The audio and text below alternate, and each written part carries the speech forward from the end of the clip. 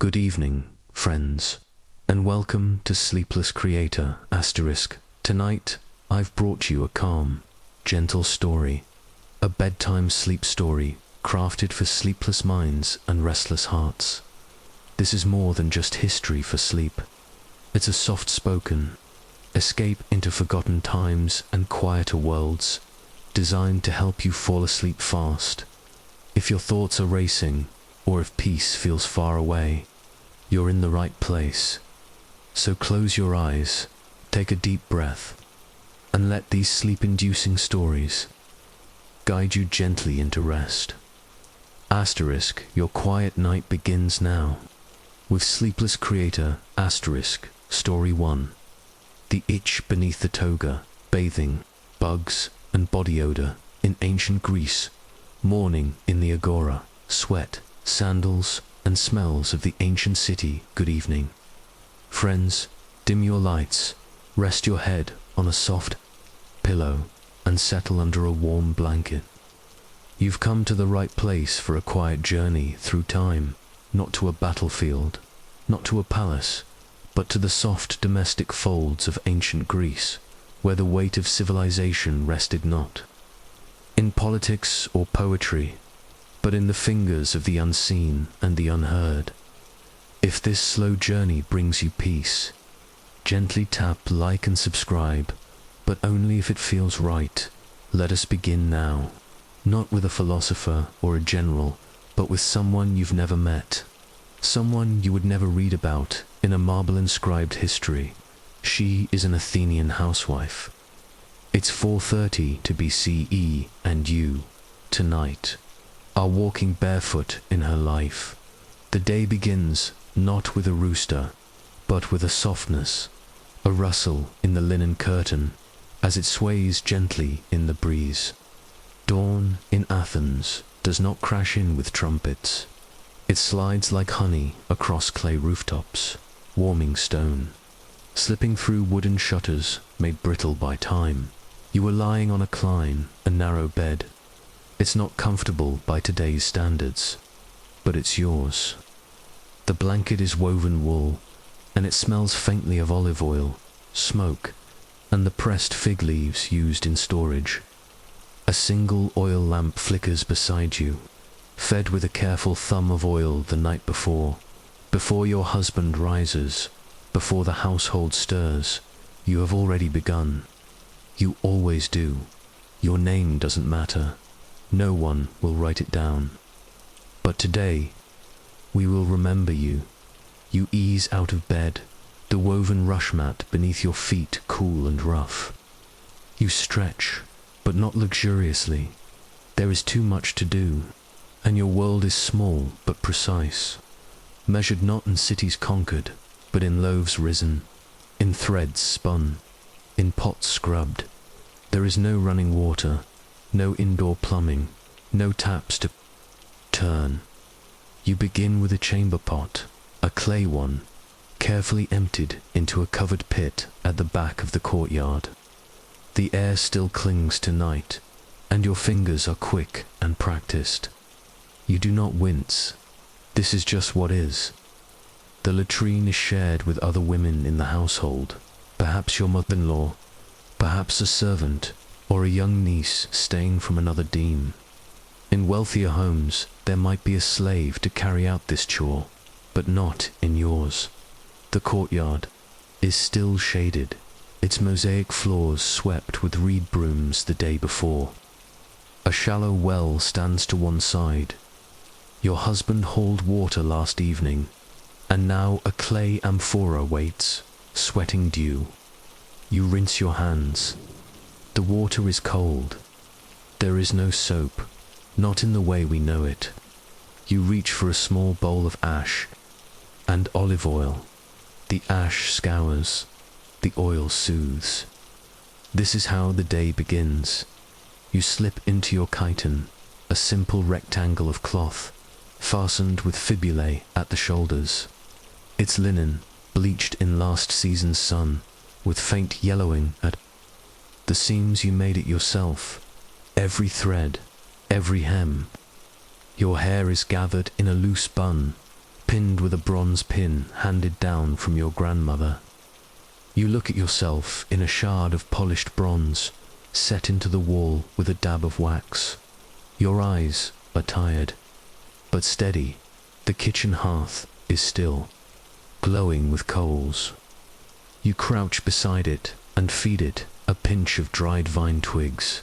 A curl of smoke rises.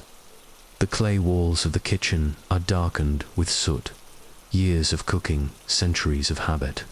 You reach for a pot of barley groats, set to soak overnight. Breakfast, if it can be called that, is humble. A maza barley dough, soaked, kneaded, and pressed into a flat cake, maybe sweetened with grape must, if the harvest was kind. You check the jar. Yes, a little remains from last year's pressing. The amphora lid creaks slightly as you open it. The smell is rich, earthy, faintly fermented. You drizzle it into the dough as the bread bakes on a stone near the embers. You prepare kaikion, a kind of drink made from water, barley, and sometimes herbs or wine. It's simple, satisfying. Outside, the sun is rising. You hear the creak of a pulley, someone drawing water from the public fountain, the sound of a broom on stone. Somewhere, a mule brays. Life stirs around you in layers, all of them hidden. From the histories we read in marble halls, the children stir. One is your own, the others nephews, cousins, little charges placed in your care. Boys will be schooled in reading and rhetoric. Girls stay with you. You show one how to wind thread on a spindle. Her fingers are clumsy. You do not scold. The day divides itself into household tasks, so rhythmic they become music. You sweep the threshold with a broom made from thyme branches. It leaves behind the scent of crushed green. You check the amphory. One is nearly empty. Water hauling must happen today.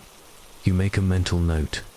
You wipe dust from the small clay icons in the niche. Hestia, protector of the hearth. Athena, with her stern hour eyes. You whisper a prayer, not loudly, just enough for the gods to hear. Your husband enters. He does not ask about the chores. He assumes their completion. He speaks briefly of a neighbor's cart, of the market stalls near the agora, of a small dispute about olive oil pricing. He smells faintly of wine and walking. You pour water over his hands. He dries them on a cloth you embroidered yourself. Later, he may go to a symposium, or to the assembly if his name was drawn. You will not go. You are not allowed.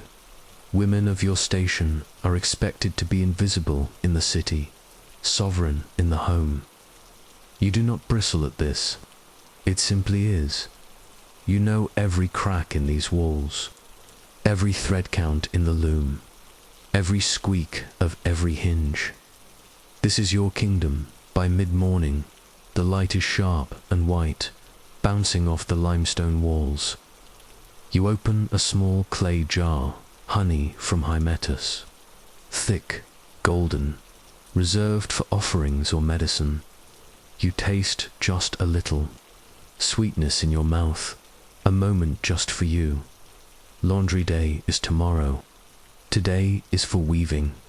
The loom sits in the corner of the gymnasium, the women's quarters, upright, tall, framed in wood.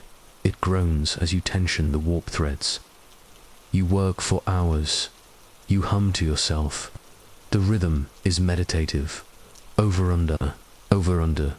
A fabric slowly emerges, not unlike this story itself. A knock at the door. A neighbor.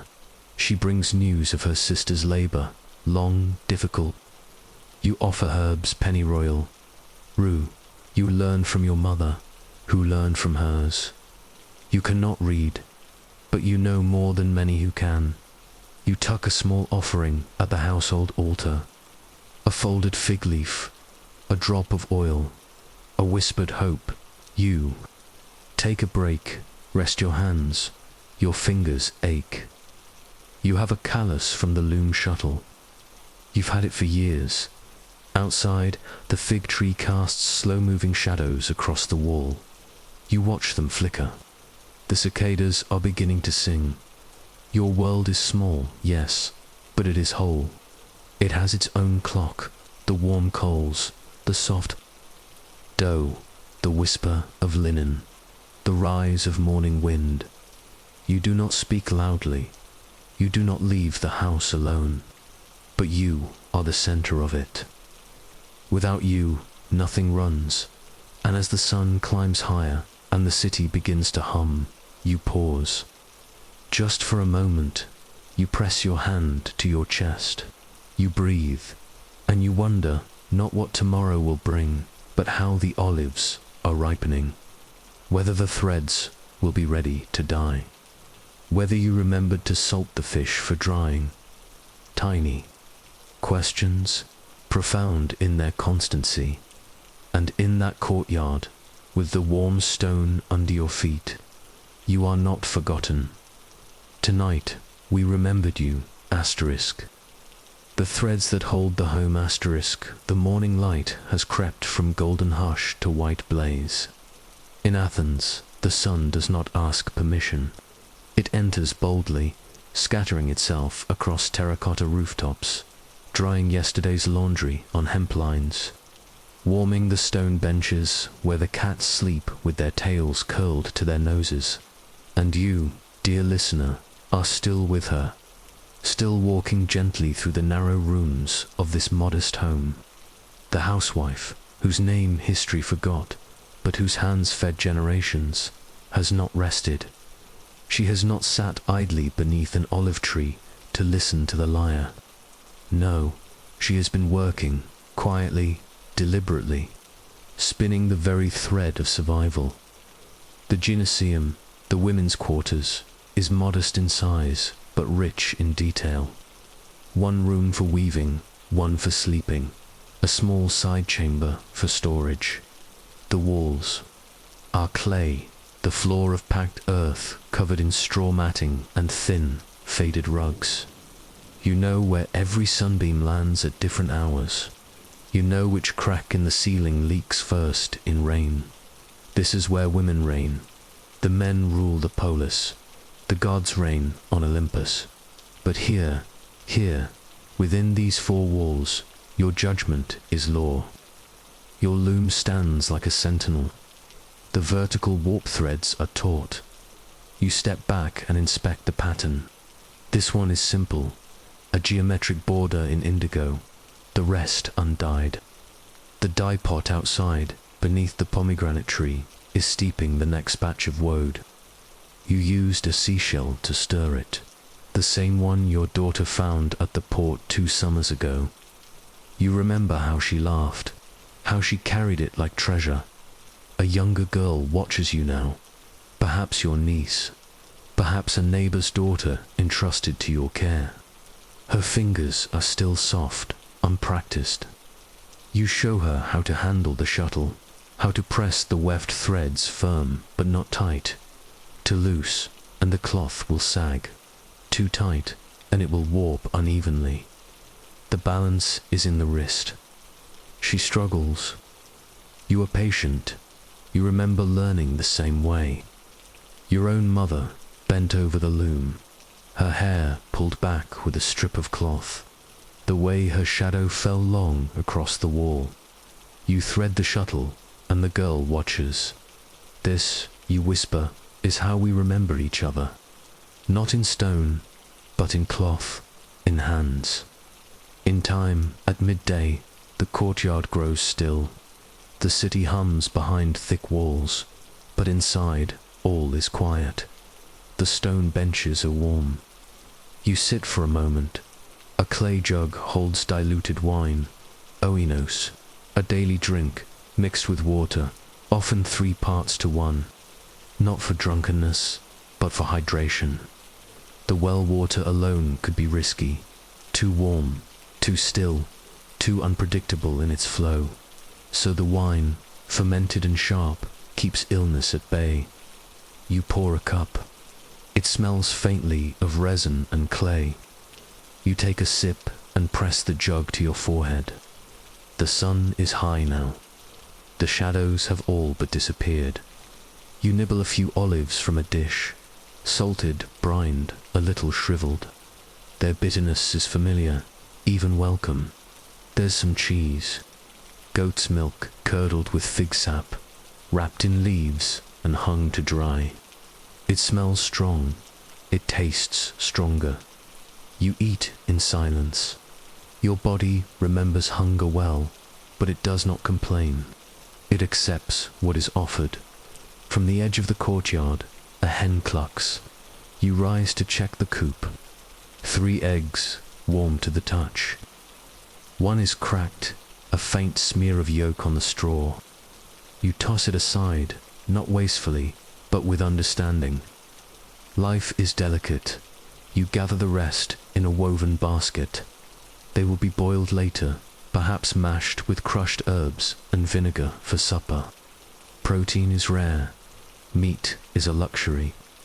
Fish is more common, dried, smoked, sometimes pickled. Salted sardines, purchased from the market wrapped in fig leaves. You think about making lentil stew. You soaked the legumes last night, and the hearth coals are ready. The kitchen smells of thyme, onion, and something deeper. The smoke of countless meals, soaked into the clay dot, as you chop the garlic with a worn bronze blade. You think about the things that do not change. Garlic has always smelled like this. The knife has always felt heavy in the same way. The pot, though chipped, has always cooked evenly. The walls around you have heard everything. Every argument, every lullaby, every whispered prayer after miscarriage, every birth cry, every curse. Every hymn, the lentils simmer slowly. You add a bay leaf. You stir clockwise, then counter. You listen. The girls have gone quiet, occupied in the corner with dolls carved from clay, their limbs jointed with string. One wears a miniature hermit. You stitched it yourself from scraps. They make up stories. The dolls have names, families, adventures. You smile, but you do not interrupt. Outside, the street bustles. A vendor calls out the price of figs. A donkey brays, protesting its burden. A flute player somewhere practices poorly. A woman shrieks at her son. A child laughs so suddenly you flinch, as though joy was something foreign. You step outside just briefly. The alley is narrow, shadowed. A neighbor nods. You exchange greetings, sparse and formal. You speak of heat, of the season, of bread and pests. Nothing personal, nothing exposed. Women do not bare their souls over fences. But in your glance, in the softening of your jaw, something is exchanged. A kind of solidarity, a breath. Later, your husband returns.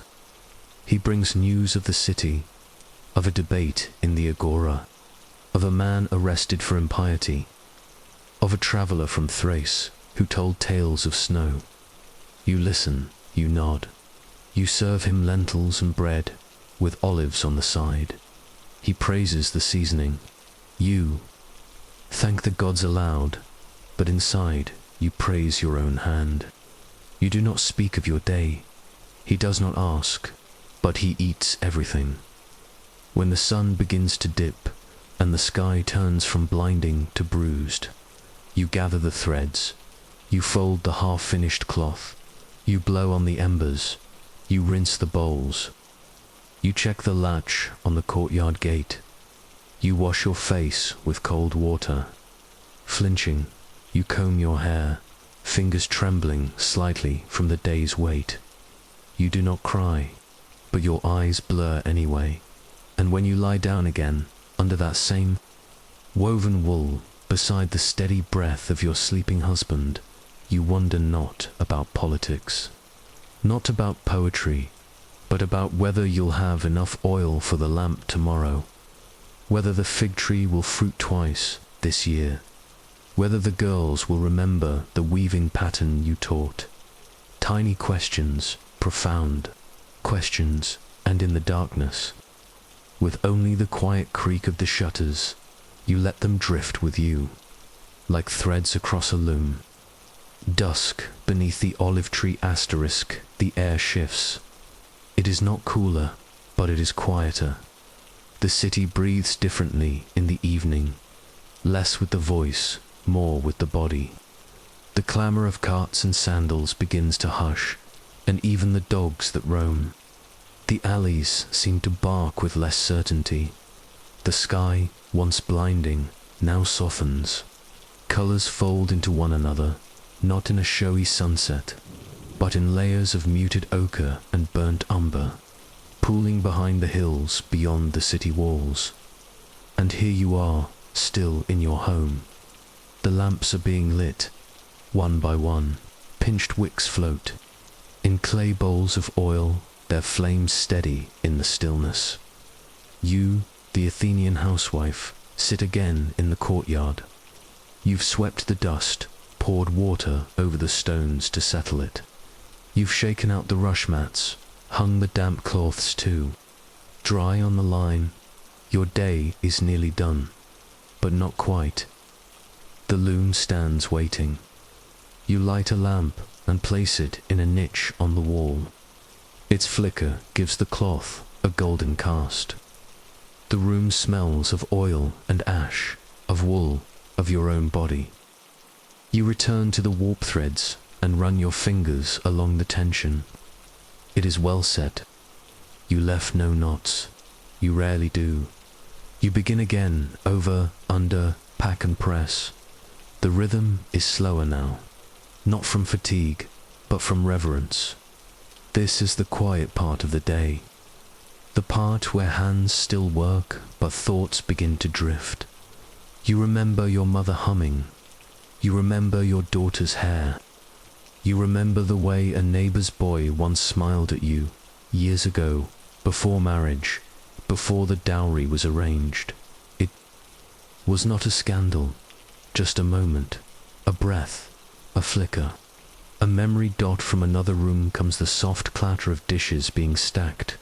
Your niece, tidying without being asked. You taught her that. You taught her most things. She thinks you do not. Notice, but you do. Every kindness is remembered. Even if unspoken, you tie off the thread and step outside. The olive tree in the corner of the courtyard leans slightly to one side. Its trunk twisted, ancient. It has grown with the house. Maybe longer. Its roots drink from the same well as you do. Its branches stretch upward, silver in the dusk. You run your fingers along its bark, rough, familiar. You speak to it sometimes, not with words, with silence. Your husband has gone to a neighbour's house, a symposium perhaps. He will not return until well after dark. You are not invited. You never are. You would not attend even if asked. It is not your world. The girls are asleep now, curled together on mats, limbs tangled. The candlelight catches the edge of a doll's foot, dangling from one small hand. You gather your sewing a tear in a tunic, a hem undone.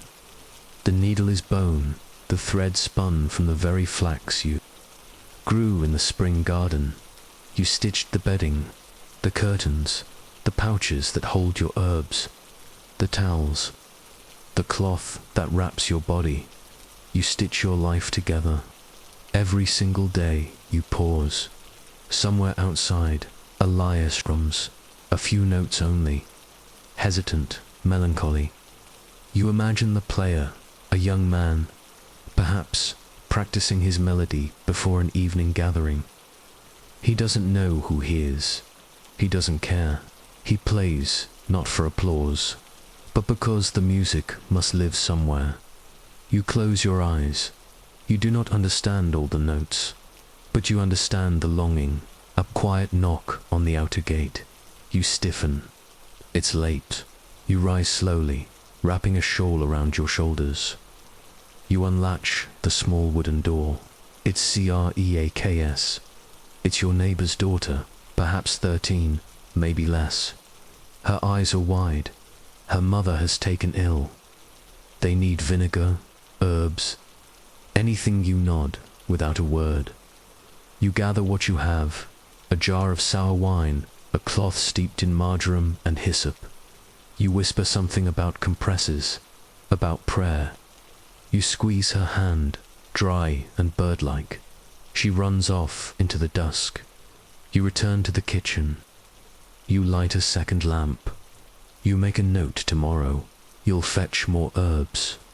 You'll ask the old woman near the edge of the marketplace, the one with missing teeth and laughing eyes.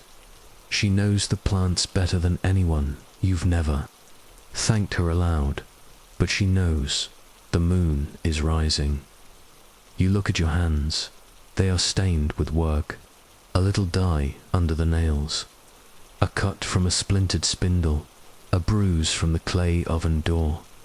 You massage your fingers, gently, slowly. Each one tells a story, not of war, not of art, but of continuity. A breeze moves through the house. You extinguish the outer lamps. You whisper to the statues in the niche. You offer a pinch of flour to Hestia, your thanks for the unburned stew, for the dry roof, for the girl who did not break the spindle today. The floor is swept, the pots are covered, the cloth is folded. You lie down again, not because you're done, but because night insists upon it. Your body aches, not in sharp pain, but in the hum of effort. The ache of doing things that no one records.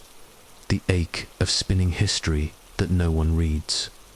And yet you know that this day, this long, unremarkable, thread-bound day, mattered because the stew fed mouths, because the cloth warmed bodies, because the herbs may ease another woman's fever, because the girl learned to thread the shuttle without dropping it, because you lit a lamp that glowed.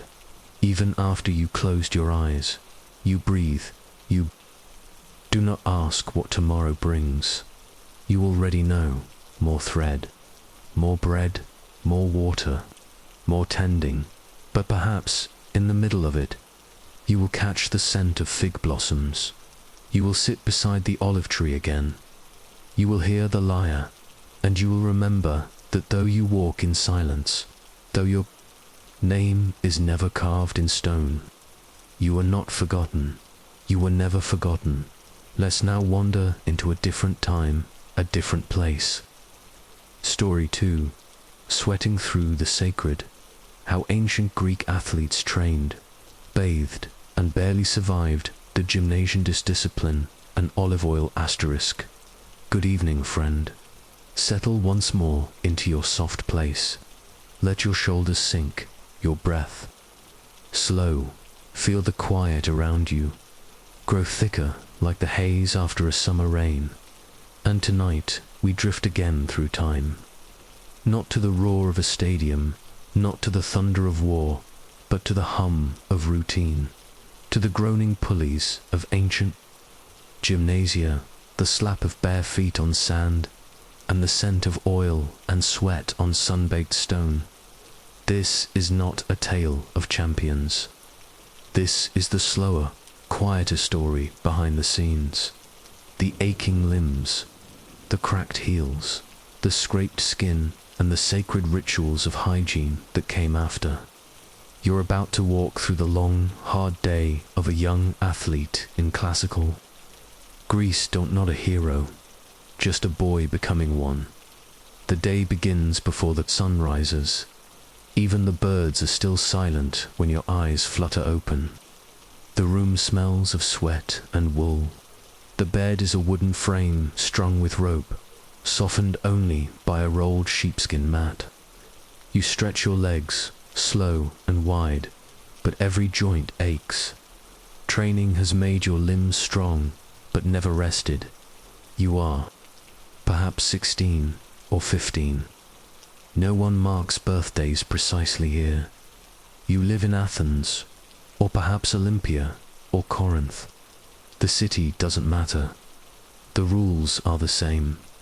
The gymnasium is your world, your temple, your punishment and pride, and today will be no different. You rise and begin your warm-up. Not in the gym, not yet. You stretch in the courtyard, naked like always. Clothing in the gymnasium is considered unnecessary, even offensive. To cover the body is to hide its potential. So you stretch in silence, arms wide, legs lunging, spine bent backward until your ribs press through skin. You are not alone. Other boys are here, moving like shadows, yawning through their teeth. Some have slept here overnight. A few older men, supervisors, philosophers, padatribes, already sit beneath the colonnades, sipping watered wine from shallow cups. You recognize their robes, loose, frayed. Their eyes follow you, not with desire, but with scrutiny. They judge your posture, your breath, your hesitation. Soon, the ellipse arrives, the oil man. He carries jars of olive oil and a small curved instrument called a strigil. He doesn't speak much. He pours the oil into a bronze basin, dips his fingers, and rubs the liquid over your limbs, slow, deliberate, kneading the soreness from your thighs and shoulders. The oil is heavy, aromatic, sometimes mixed with herbs. Thyme for muscle. Myrrh for the gods. It is both sacred and practical. The oil protects your skin, softens it, prepares it to be burned again. Next, the sand. He dusts you with fine powder, from crushed limestone or clay. It sticks to the oil and creates a barrier. You will sweat, you will fall. This dust will keep your skin from tearing entirely. The strigil will later scrape it off, curling dead skin and sweat and sand into long, greasy ribbons. But for now, you feel coated, prepared, honed. Then comes the run. You jog first light, breath even, around the perimeter of the gymnasium, which is more like a complex than a room. Columns line one side. A palestra, the wrestling pit, dominates the other. The track is packed dirt. It curves, it dips, it rises. Your sandals are off. Your feet slap against earth. Then the sprint, naked, oily, dusty. You run harder, faster, until your legs throb and your mouth dries. You pass boys older than you, some faster, some who run with grace, others who grunt like oxen. You don't know how you look, you just run. A supervisor yells a correction. You adjust your form. You keep running. Then the disciplines begin. First, the discus, a round flat disc of bronze, heavier than it looks. You hold it palm up, spin it slightly, feel the wobble. The movement must come from the waist, hips twist, shoulder rotates, arm snaps. The goal is not just distance, but elegance. You throw it wobbles. It lands short. You retrieve it without complaint. You try again, again, again. No praise, only repetition. Then the javelin, longer than you imagined. Tipped not with iron, but with knowledge. There is no killing here, only form. You wrap the leather thong, the ankyle, around the shaft and your fingers. You run a few steps, you throw. The javelin arcs, spirals, lands in the sand with a soft sigh. Better. You do it again. Your shoulder is beginning to burn. Then the wrestling. You enter the palestra, a pit of packed dirt, bordered by columns and benches. No ropes, no mats, only rules. Two boys step into the ring. They bow, clap each other's shoulders. They grapple. You watch, memorize. You are next. Your opponent is thicker, older, You crouch, hands meet, grunt, lock. You twist, feint, grip the wrist. He shifts weight. You drop your hips, use leverage. He falls. Dust. Flies, but he's not done. He lunges back. This time, you fall. Your elbow scrapes the earth. Blood rises. A nod from the supervisor. You rise, you bow. After the wrestling, you lie in the shade of the colonnade. You are exhausted, every muscle throbbing with its own memory. The smell of sweat hangs heavy. A few boys laugh. Someone plays. A reed flute. You drink water, lukewarm, slightly stale, drawn from a communal cistern, then the baths. But first the scraping. The strigil glides over your skin in long, careful arcs. The ellipse holds a cloth in one hand, the strigil in the other. He murmurs something, a joke, a prayer. You're too tired to understand. Oil, sweat, and dust fall away in thick grey ribbons. They curl like wood shavings onto the stone floor. You are reborn. Almost the bathhouse is attached to the GYMNA SIO. It's simple. No steam rooms, no marble, just a circular basin, fed by aqueduct or cistern, cool water flowing in and out through clay pipes. You step in, slowly. The water stings, every scrape, every bruise, comes alive. You sink to your chest. You lean back against the curved stone edge. You close your eyes, and for a moment, you forget the pain. Someone hands you a sponge. You scrub behind your ears, under your arms, between your toes. The sponge is rough, but not cruel. You've used it every day for years. It smells faintly of vinegar and thyme. Nearby, two older men debate, not about training, but philosophy. What makes a man strong? What is beauty? What separates power from virtue? You do not speak, you listen. These are the things you must one day understand. You dry yourself with a linen cloth, not plush, thin, rough. Enough. You dress finally in a short kitten. You tie the belt loosely. You lace your sandals. You gather your things, your strigil, your cup, your small pouch of coins. You bow to the statues on the way out, Hermes, Apollo, Heracles, each a patron of strength, each a reminder of how far you have to go. You walk home beneath the hot, dimming sky. Your legs ache, your chest is sore, but your step is steady. You pass the agora, the baker waves. A girl glances your way. You look down, you do not speak.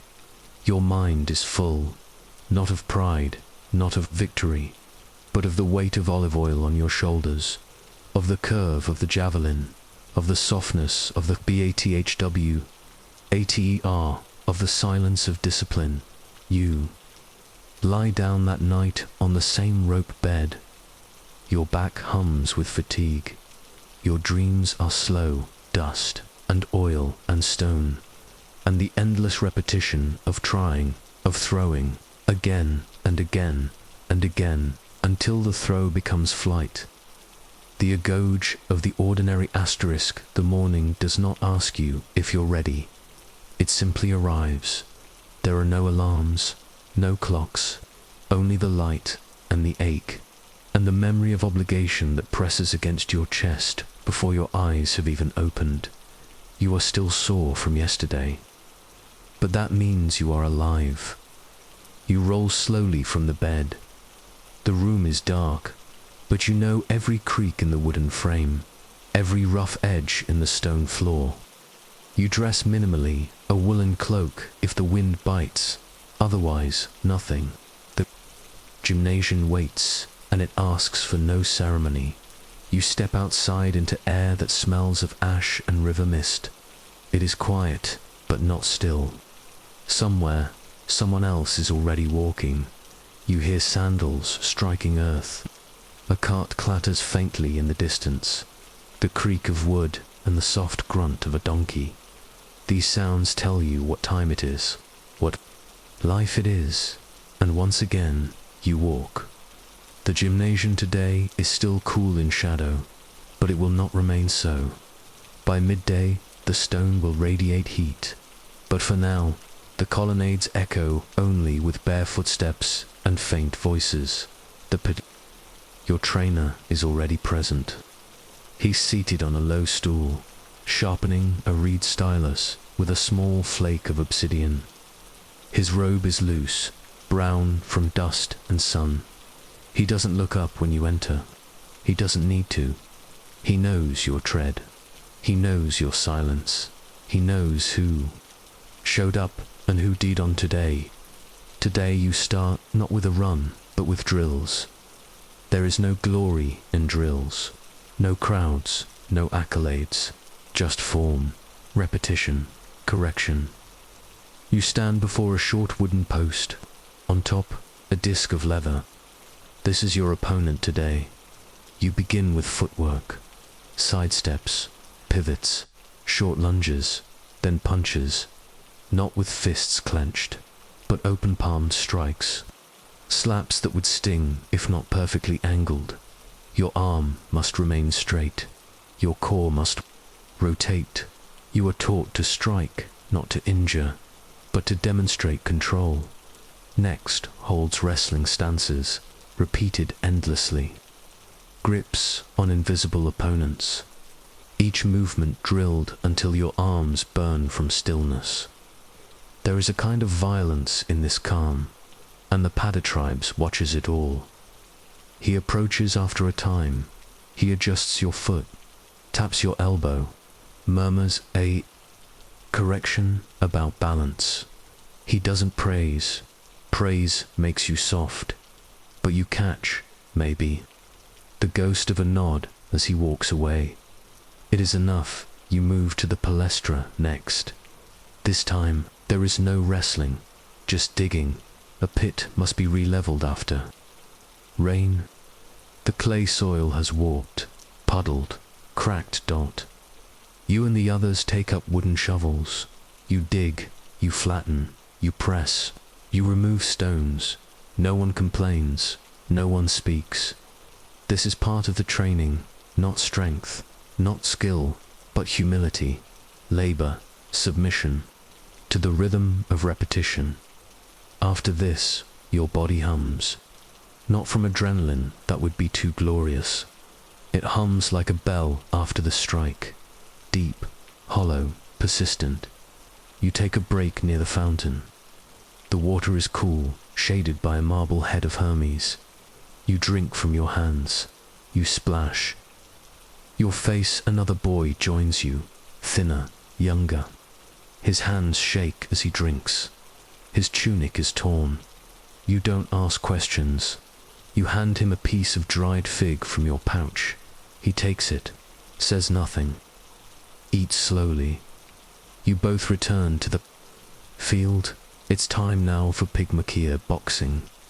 But this is not the brutal display you've heard about in stories.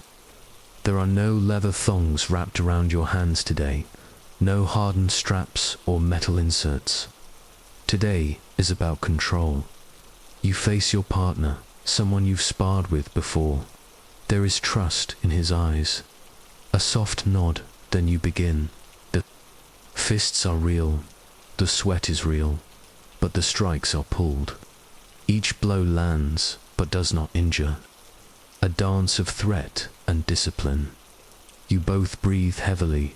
Circle, saint, strike, withdraw, dot, over and over, until your arms drop, and you collapse into the dust, not from pain, but from precision in the shade. You rest. Your skin glistens with oil and sweat that the air smells of clay and time. You look up at the sky, a flat, blinding dome. There are no clouds, only a buzz of insects, and the occasional caw of a bird you cannot see. You close your eyes, and for a moment, it is quiet then. a call. The sophronists, the guardian of discipline, calls everyone together. He speaks not of strength, but of moderation.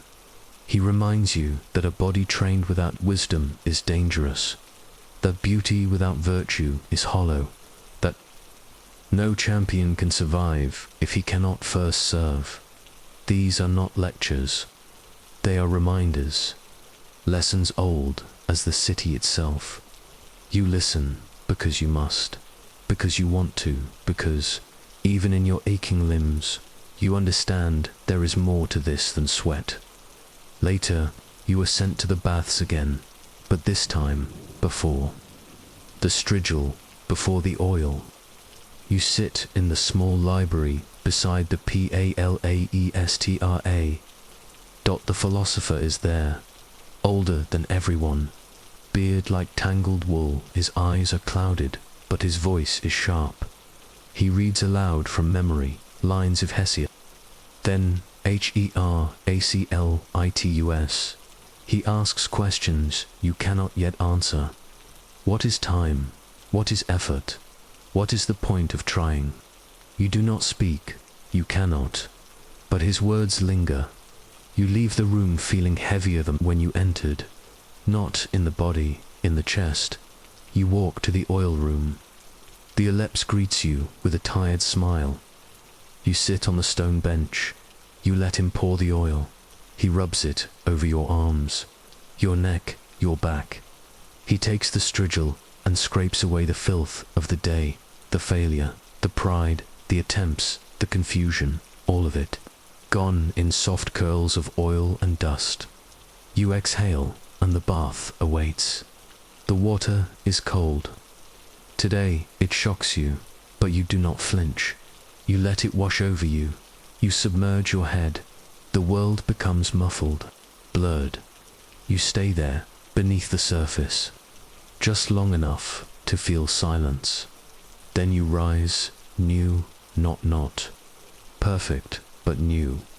You dry yourself, dress slowly, the same tunic, the same belt, but somehow it fits better. You walk home under a sky turned bronze. Your feet ache, your fingers tremble, but your heart is steady. You are becoming not a hero, not a statue, just someone who shows up every day and tries. Bodies of clay, souls of discipline, evening in the gymnasium is a different kind of silence. Not the stillness of sleep, but a hush earned through repetition, a silence that seeps into the cracks of the colonnades, rises from the dust of the palestra, and settles like smoke into your bones. The air is thick with the memory of motion, of limbs pushed past their limit, of sweat dried into skin, of the unspoken language between athletes and earth. And here you remain, not as a warrior, not as a statue, but simply a student, a boy, becoming something more through nothing other than deliberate discomfort. It's your third training day in a row. You woke this morning with stiffness in your side, a dull throb behind the knee, and a cut on your knuckle from where it scraped the strigil the day before. It stings, but you do not bandage it. That would be wasteful. You simply rub a smear of honey over it, let the sun do the rest. You arrive early again, not because you are eager, but because your body now moves by habit. There is comfort in rhythm, even when it hurts. The gymnasium is just stirring. In the courtyard, you pass by the Herm, a stone pillar topped with the head of Hermes. His eyes stare beyond you. A crude phallus juts from the middle of the column, meant to ward off evil. You've passed it 100 times. You no longer stare. But today, someone has placed a small garland around its base, laurel, fresh. Someone, perhaps a competitor, offered thanks for surviving another day. You nod slightly. A private prayer, with no need for words. The morning begins with foot races again. You line up with others on the dusty dramas, a long straight track, raked with wooden combs to smooth the earth. The supervisor marks the start with a clap. You sprint, barefoot, every muscle screaming. You do not win, you are not last, but your stride feels better, more upright. Your lungs hold the wind a little, longer before gasping. This is the victory no one records. Not being the best, but becoming less broken than the day before. Next comes the pentathlon circuit, not in competition, but as grueling exercise. Discus first. The bronze disc is cold this morning. You warm it in your hands. Step, twist, release. Watch it arc and bounce in the dust. You are corrected, again, again. Then javelin the ankyle is wet with sweat. Your grip slips. You recover. The throw is weak. You retrieve. Throw again, again. Long jump is next. Weights in each hand. You leap forward, pushing from your thighs, grunting as your feet crash into the sand. The pit crumbles with each jump. You rake it flat and begin again. Wrestling, boxing, sprinting, each in turn. A slow wheel of repetition. No one watches with awe. There are no laurels, only the discipline of the ordinary. During your midday break, you sit in the shade and chew barley bread soaked in diluted wine, a handful of olives, a small wedge of goat's cheese. You sit beside another boy, silent, older. He has bruises on his arms, a blackened toe, but his eyes are calm. You ask him, quietly, if he'll compete this season. He shrugs. I show up. The gods decide the rest. It is not philosophy, it is truth. Later, you are assigned chores. The gymnasium does not clean itself. You carry amphorae from the well. You sweep the palestra. You polish the statues, not for beauty, but to keep them from cracking. You rake the dust smooth again. You wipe down the benches. And when you are told to scrub the basins, you do not complain. You use sand and vinegar, your fingers red from abrasion. The bronze gleams beneath the scum. This is not punishment. This is practice. In the afternoon, the philosopher returns. He speaks of the harmony between soma, the body, and psyche, the soul. He says the gymnasium is not just for shaping muscle, but for refining intention. He reads from Pindar, "Become who you are, having learned who that is. You do not understand yet, but it settles into you, like dust into cloth. You are sent, finally, to the oil room. Today, you apply it yourself. The Elepts simply watches. You pour from the jar. The oil is darker than usual, infused with rosemary, perhaps. You rub it into your skin slowly, as if painting a statue, across your shoulders, down your thighs, over your bruised ribs. You scrape it all away again with the strigil. Each stroke feels like shedding. You watch your old sweat curl away and ribbons vanish onto the stone floor. What is left behind is not perfection, but presence. You linger in the bath. The water is cool, fed by a shaded cistern, the stone smooth with age. You dunk your head. You sit until your pulse slows. The walls echo only with drips and the shifting of limbs beneath water. You hear someone sobbing softly in the next chamber. You do not intrude. Grief lives here too. For some, it is not just a body they are rebuilding. It is something deeper. You step out in silence. You dry with linen, dress with care. Not for beauty, but because order in the body teaches order in the mind. You exit the bath. The sun is lowering. The dust glows gold in long shafts between the columns. You stand a moment in the courtyard. Everything smells of earth, of olive wood, of human effort. You pass the herm again on your way out. Someone has placed another garland, smaller this time. You pause. Add a pebble to the pile at its base.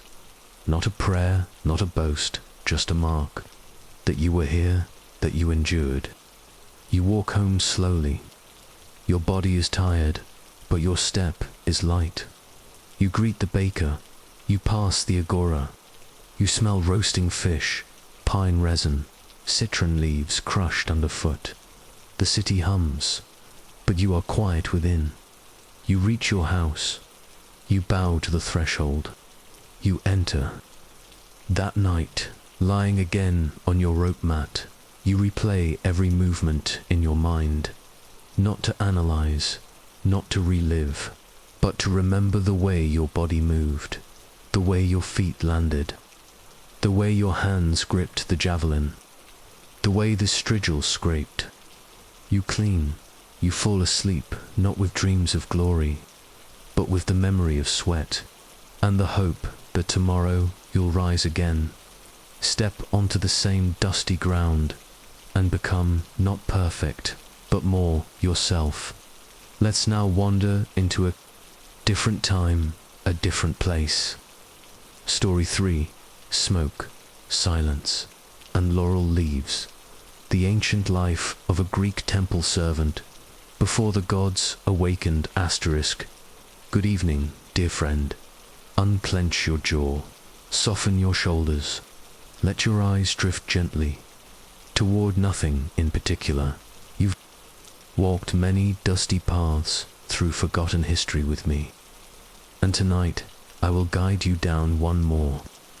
A path not through grand temples or legendary battles, but through still courtyards, sacred hearths, and the silent work of unseen hands. Close your eyes if you like.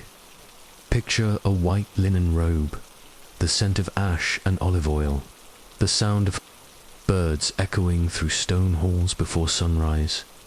Tonight you are not a warrior, not a philosopher, not even a citizen. You are a servant, a temple servant, and your life is not measured by years or glory, but by how smoothly the fire is lit. You wake in darkness, not darkness like night, but the kind that lives just before dawn, when even the birds hesitate to sing. You sleep on a mat woven from reeds, laid carefully near the wall of a side chamber, one of several carved into the temple's foundations. It is cool here, always cool. The stone breathes the mountain's air, even in summer. Your eyes open slowly. No alarm, no voice, only the pull of ritual. You are already rising before you are fully awake. You are young, perhaps 12, perhaps 14. No one keeps careful track. You came here from a nearby village when your voice had only just begun to change. Not because of prophecy, not because of ambition. Your mother could no longer afford to feed you. The temple took you in, you do not. Resent this.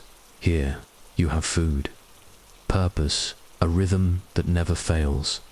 And besides, you have learned to love the silence. Your duties today begin before anyone else stirs. The sanctuary is still. The main hall, the naos, rests in shadow. Columns rise above you like petrified trees. Your steps are soft on the mosaic floor. You walk barefoot always, not out of poverty, but out of respect. The gods must not be woken loudly. You pass, under the gaze of statues, Athena's stone eyes, Apollo's golden smile, Hestia, the hearth-dash keeper. You do not look at them directly. Not yet. The fire must be prepared every day. A new flame is born. It is not just a practical matter, it is sacred. The hearth at the center of the temple, the Hestia, must never go. Cold. The coals from yesterday have faded to ash, and you crouch beside them now, scooping away the remains with a flat bronze spatula. You are careful not to scatter them. You gather dried olive branches, aged for weeks. You arrange them in the copper bowl like a nest, thin strips of bark, a handful of crushed rosemary, not for smell, but for spark. One breath, two, you strike. The flint, once, twice, a spark lands. A thread of smoke rises, then fire, small, steady. You breathe again. You place the new flame in the center of the hearth. It flickers, then grows. It has returned, and with it the day begins. You return to the chamber, behind the altar, to prepare the offerings. Not sacrifices, not yet. Those come later. For now, it is the quiet work of purification. You unwrap a bundle of laurel leaves, a jar of barley, a small dish of honey, thick and gold. You check the pottery bowls for cracks. The wine jug is sealed. With wax, you tilt it gently. Just enough remains. You lay out linen cloths, bleached, pressed, embroidered with a thin red border. These will cover the sacred table after the meal is offered. Every motion has been taught to you, every wrinkle smoothed with intention. The temple begins to stir. You hear sandals on the stones. Another servant enters, older, silent. He nods to you. You nod back. There is little speaking here. Words are for prayers or mistakes. He checks the gate, prepares the rope for visitors. The priestess will arrive soon. You do not speak to her unless spoken to. She is a woman of deep importance, though you do not know her by name. She wears long white robes and a wreath of gold leaves. Her eyes are kind but distant, like she sees more than what's in front of her. You admire her, quietly. Your next task is water. You lift the hydria, a tall two-handled water jar. It's heavy, even when empty. You carry it out the back gate, to the spring near the base of the hill. It is not a long walk, but the path winds through thickets of myrtle and oleander. The ground is uneven. You have made the journey hundreds of times. Your feet know every stone. At the spring, the water is clear, cold. It flows from a stone lion's mouth into a shallow pool, dark with moss. You fill the jar slowly, so it does not slosh. You listen to the water. Its song. You wonder, is it a voice? Is this what the gods hear all day? On your way back, the sun is just beginning to rise. A streak of orange crests the mountains. The sky purples. The birds begin to sing, a little uncertain, like a chorus finding its key. You pass an old man walking up the hill. He carries figs, wrapped in leaves. An offering, perhaps. You nod. He says nothing. You return through the side gate, back into the quiet. Inside. Incense is already burning. The priestess has arrived. You do not look directly at her. You set the water jar near the basin. She murmurs a prayer you cannot hear. The smoke curls upward, slow and thick. It smells of frankincense, of myrrh, of something older than language. You are told to prepare the washing basin. You pour water into a bronze bowl. Lay a clean cloth beside it. A sprig of mint floats on the surface. This will be used to purify the hands of the visitors if they come. Not everyone comes, but the bowl must always be ready. You begin your second round of cleaning. The small chamber behind the altar is yours alone.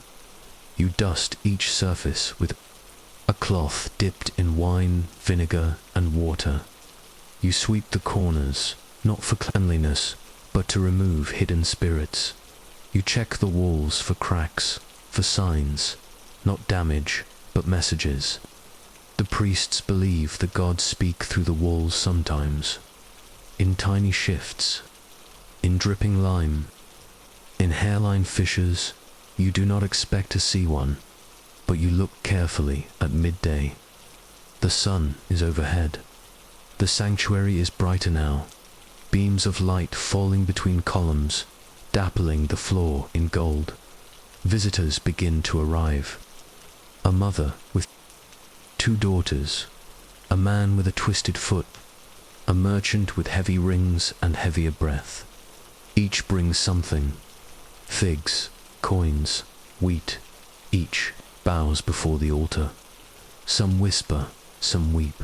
You do not stare. You move between them, silent, replacing water, collecting the gifts, lighting more incense, adjusting the firewood so the hearth stays strong. No one sees you, but you are the reason everything flows. At dusk, the visitors leave. The priestess withdraws to her chamber. You are left again with the other servants. You eat together in silence. A meal of lentils, barley bread, olives, a single onion, some goat cheese. You are grateful. You clean your bowl with water, dry it with your sleeve, return it to the shelf. As the sun begins to fall, you prepare for the closing rites. You sweep the steps of the temple. You gather the spent incense cones. You offer one final handful of barley to the hearth, and then you kneel just once. No words, just a moment of stillness, of thanks, before sleep. You return to the fire. You check the coals, still warm, still alive. You smile. You did your job. The gods are fed. The fire burns. The linen is clean, the basin full, and somewhere in that stillness, you remember what the old philosopher said: the gods do not ask for glory, only that we do not forget them. And so you don't. You lie back on your reed mat. Let the hush of stone and smoke fill your lungs, and sleep comes, not suddenly, but slowly, like incense curling in the air above your resting head. The weight of the sacred asterisk, the temple never truly sleeps, even when all is quiet, even when not a single sandal touches the stone floor. Something stirs beneath the surface, a kind of breath, like a low hum hidden in the walls. The weight of centuries, the unseen presence of all who have passed through the columns in sandals and bare feet, with fig leaves and firewood and prayers, whispered into the grain of the stone. You feel that breath now as you wake. The cold of morning no longer surprises you.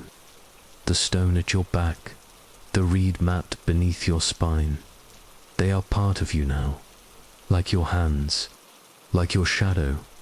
You sit up without groaning, without sighing, without sound, because sound is precious here, reserved for bells and birds and blessings, not for you. You fold your blanket carefully, smooth the corners. You do not own it. Nothing here is yours, not the robe you wear, nor the sandals at your feet, nor the copper cup from which you drink. You are not a prisoner, but you have given yourself over to something larger, something older, and in that surrender, you find a strange kind of peace. The fire is still alive, just barely. You kneel beside the hearth, blow softly on the coals. The flame stirs. You feed it a strip of olive bark. Then another dot smoke curls upward like breath in the cold. You smile. The fire has not died in the night. You have kept the world from ending for one more day. This morning your first task is to prepare the outer courtyard. You sweep with a broom made from reeds bound with twine. You've repaired it twice already. A new one will arrive with the next caravan. Perhaps, if the roads remain safe. The ground is scattered with yesterday's dust. Footprints, faded petals from a garland. Someone dropped, a coin pressed into a crack. Perhaps his offering, perhaps forgotten. You do not take it. You do not even touch it. It belongs to the gods now as you sweep. A familiar sound echoes through the columns. Hoofbeats. Soft, measured. Two animals and voices, visitors. You step aside as they arrive. A noble woman from the coastal region. By her dress, wool dyed deep with woad, the folds pressed into sharp lines. Her eyes are lined with kohl. Her sandals stitched with silver thread. Beside her walks a younger girl, daughter, perhaps, barely more than a child, hair braided with shells. Two servants trailed behind, carrying baskets of figs, amphorae of wine, a cloth bundle with who knows what inside. They pause at the gate. You lower your head, gesture toward the basin. They will wash before they enter. The noblewoman nods curtly. The girl stares at you with open curiosity. You do not meet her eyes. That is not your place. But you notice how she lingers near the laurel tree dot, how she breathes deeper in the scent of the incense, how her hand brushes the stone column, as if trying to remember the texture. Perhaps she, too, feels the breath inside. The temple inside the priestess awaits. She is prepared, hair coiled high, robes spotless, a wreath of bay leaves resting on her brow, like a crown made of green fire. Her voice is low as she greets the noblewoman. They speak of fertility, of dreams, of a bad harvest. The noblewoman has brought a sacrifice, not an animal, but a crafted figurine, molded from wax and honey. She unwraps it carefully, places it on the offering table. It is the shape of a child, small, fragile, she says. Nothing as she does so, and in her silence you hear the prayer. Your task is not to watch, but you do, with the kind of watching that does not involve eyes. You see by being near, by noticing what is placed, what is left behind, what is wept for. Later, you will carry the figurine to the burning pit behind the temple, where such offerings are immolated, but not yet. First, you must tend to the herb room. The temple maintains its own garden just beyond. The west wall, small, enclosed, sacred dot. You walk barefoot among the rows of thyme, sage, pennyroyal, lavender. The air hums with bees. The stone wall is warm from the morning sun. You carry a woven basket and a curved knife. You cut gently, only what is needed. Only the oldest leaves, the ones with curled edges and dry veins. You speak to the plants, not aloud, but with thought you thank them. And when a bee stings you, you do not flinch. You accept it. Back inside, you sort the herbs on a long wooden table. Some will be burned in offerings, some soaked in oil. Others will be dried and ground, stored in small ceramic jars, labeled with symbols you cannot read, but you know them by shape, by habit, by scent. There is comfort in this dot, in touching the real, in serving the unseen. By midday, a wind has risen. The columns of the temple groan faintly. Dust swirls along the floor. The incense flames flicker. The fire in the hearth nearly dies. You drop your herbs, run, you fan it, feed it, whisper to it. The flame returns. You exhale, chest shaking. You sit, you wait, you pray, not with words, but with gratitude. The priestess finds you still kneeling there. She says nothing, but she places a hand briefly on your shoulder. Not heavy, not commanding, just present. Then she turns and walks away. In the afternoon, a ritual meal is prepared. A simple one, flatbread, goat cheese, honeyed dates. You help arrange the dishes on the sacred table. Every item placed facing east. You do not. taste the food, but you know its texture, its scent, its heat. You carry the empty plates afterward, wash them with warm water, dry them with sun-bleached cloth, place them back on the shelf. Your hands smell of honey and ash. Later still. You sweep again, collect spent petals, rake the ashes, arrange the offerings into neat rows, straighten the linen, smooth the wax on the altar candles, replace the laurel garland, scrub the wine stains from the marble, unroll the clean mat in the purification chamber, check the hinges on the south door, polish the copper basin until it reflects your face, tired, dusty, content, as the sun lowers behind the mountains. Long shadows pour into the temple.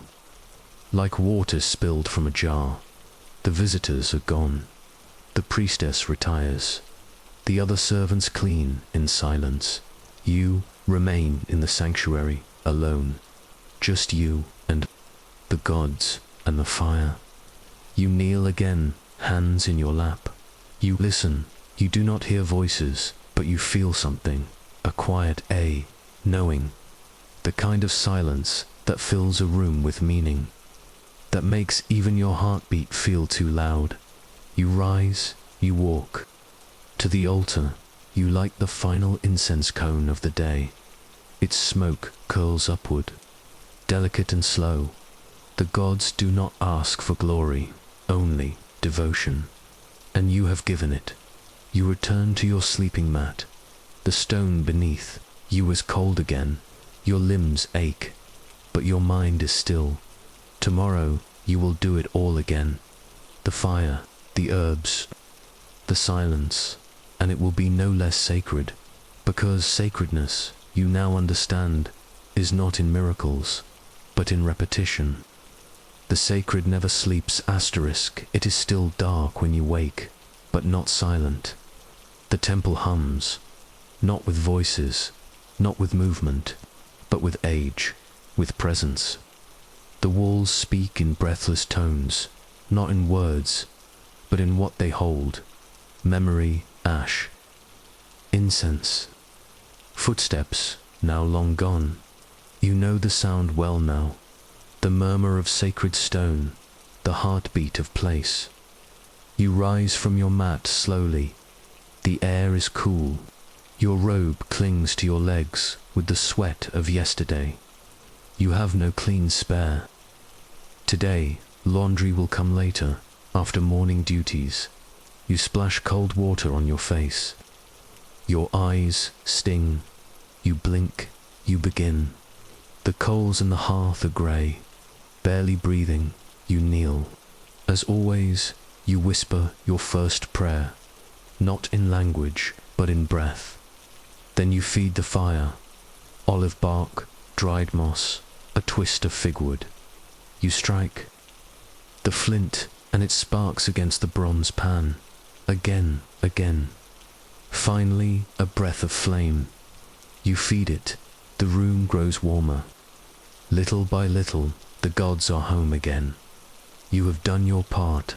You eat only a bite, a crust of barley bread, hard and dry, soaked in oil. It sticks in your throat. You chew carefully, then sip water from a cracked cup. No one speaks at breakfast. The others sit against the walls, back straight, eating slowly. When finished, each washes their dish and folds their linen. Everything must return to its place. The sacred does not allow chaos. Today, you are told to assist in the sacred storeroom. You are not often allowed in there. It is sealed with bronze bolts, the key held by the priestess and the elder servant. But today, you are invited to enter. You bow before the door.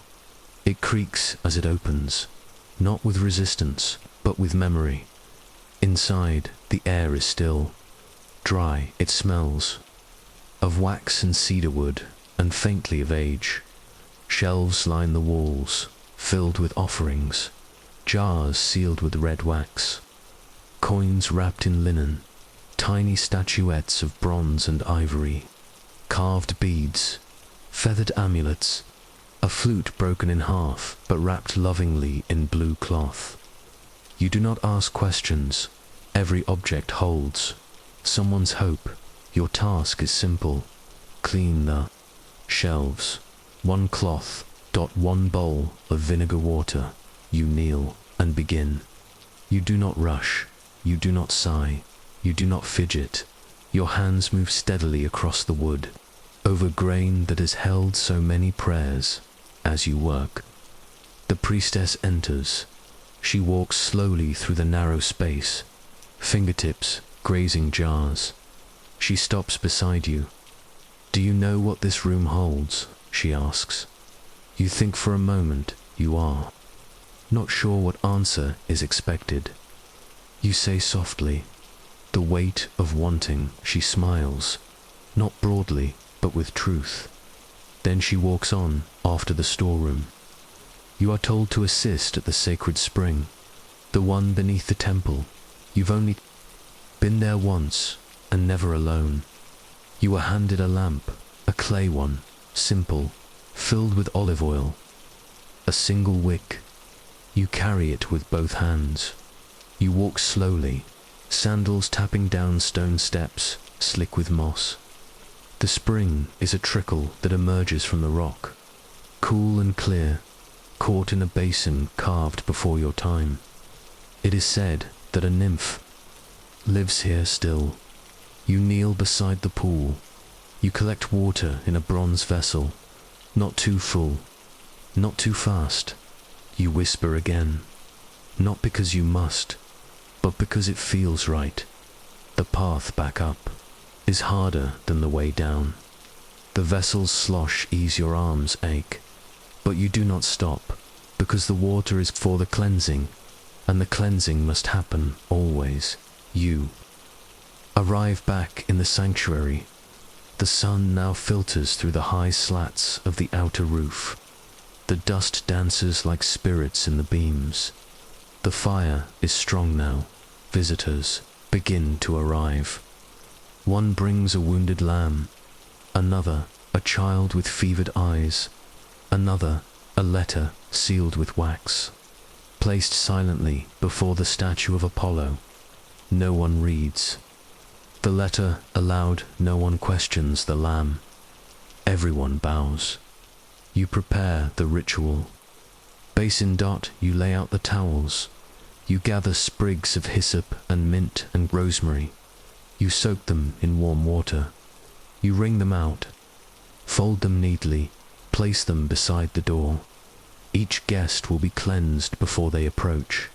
You will see to it in the afternoon. A small boy arrives with his grandfather. They bring no offering, just a question. The boy asks the priestess, "Does the god know I am here?" She smiles, kneels beside him. "Yes," she says, "because you are quiet, and you are kind." The boy nods. He places a pebble at the statue's feet. Then they leave, and somehow the room feels fuller. You spend the next hour polishing the altar rail. The brass has dulled. You buff it with cloth, and ash dot it gleams faintly in the golden light. No one will thank you, no one will notice, but you do it all the same. Later, in the herb chamber, you mix a new oil. Olive base dot rosemary for pain, chamomile for sleep, lavender for memory. You grind the herbs, slowly add them to the oil. Slow the jar with wax, label it with a small shell. You place it on the shelf, among dozens, but this one, you will remember. The priestess calls you later. She asks you to carry a message to the healer on the far edge of town. You nod. You bow. You take the scroll in both hands. You do not read it. You walk. The path is long. The sun is high. You pass olive groves, low stone walls, goats with bells. The wind hums in the dry grass. You do not hurry, because this, too, is sacred. You return by evening. The light is soft. The fire is low. You change into a clean robe. Finally, you eat your supper alone. One fig, one scoop of lentils, a torn piece of bread. The taste is enough, because you are not hungry for food, you are hungry for silence. The night brings ceremony, the full moon rises. The priestess begins. The hymn, the others. Join. You stand at the back, voice low, heart full. The words are old, older than the temple, older than the tongue you do not know their meaning, but you feel them in your chest, in your bones. When the ceremony ends, you extinguish the candles, you fold the cloths, you close the shutters, you kneel at the hearth one last time, and you whisper softly, I was here today. I remembered. You lie down, the mat is warm from your body, the room dark, the air heavy with lavender and smoke.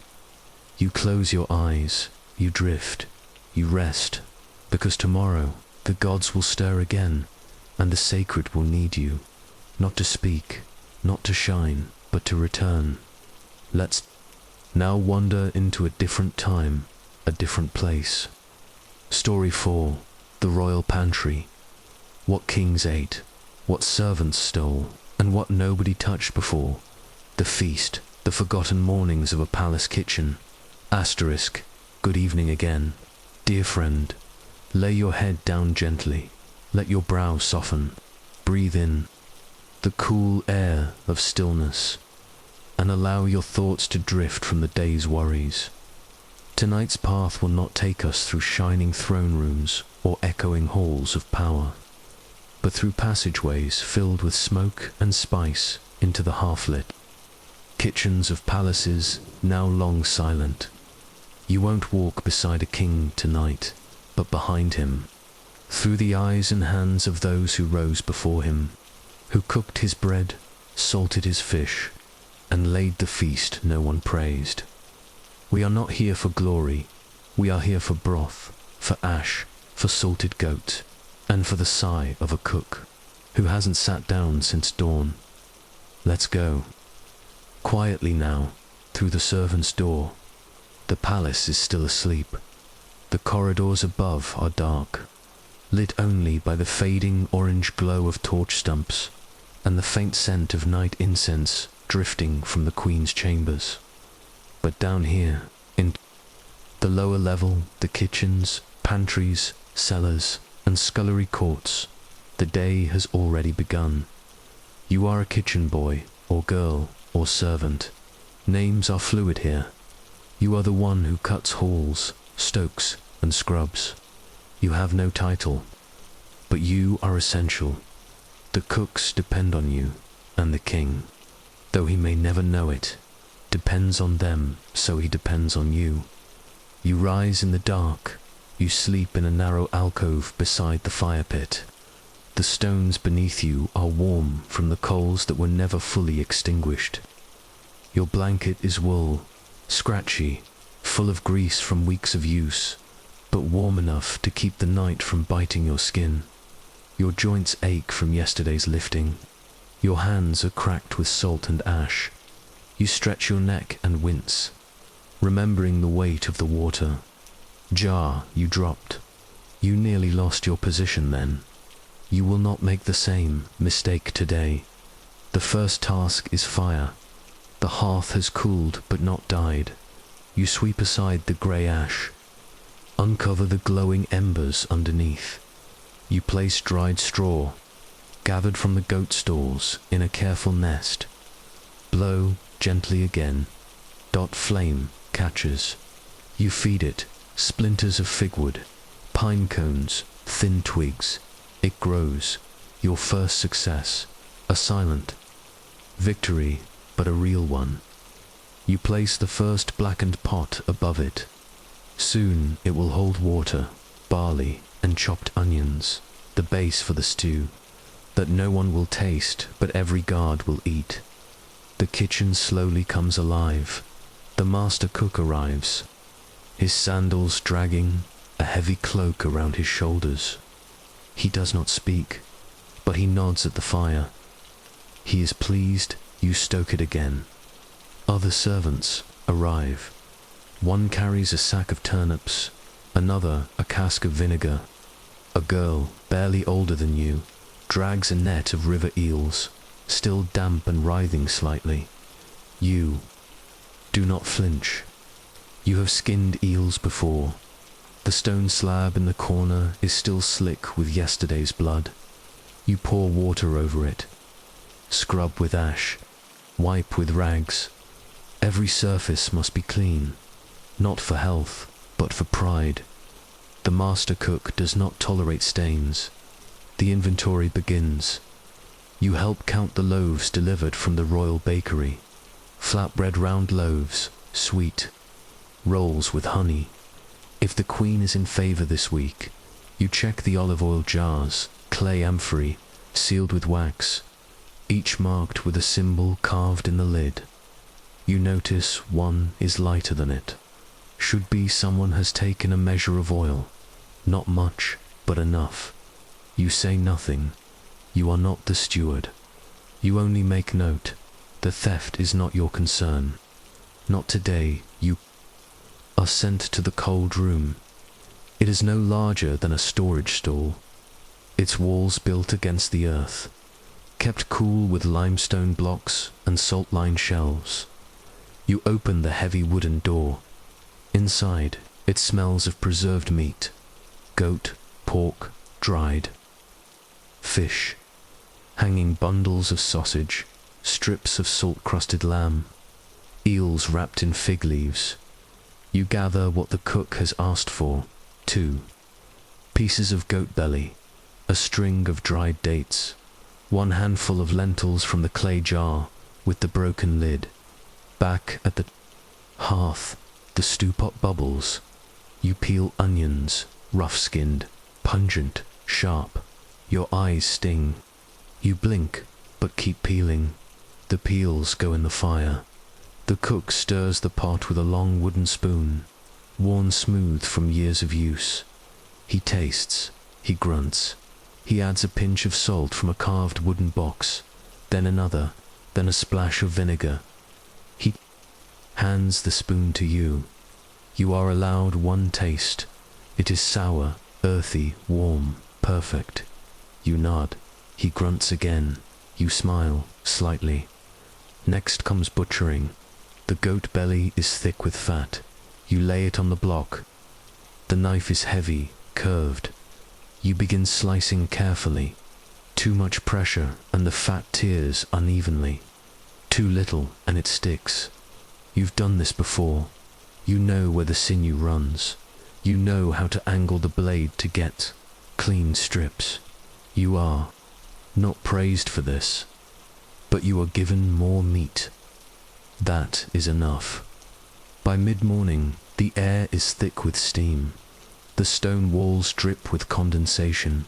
The kitchen smells of onion, thyme, vinegar, and sweat. The queen's breakfast is being prepared. Spiced porridge with saffron, dried figs. A poached egg nestled in a bed of wheat.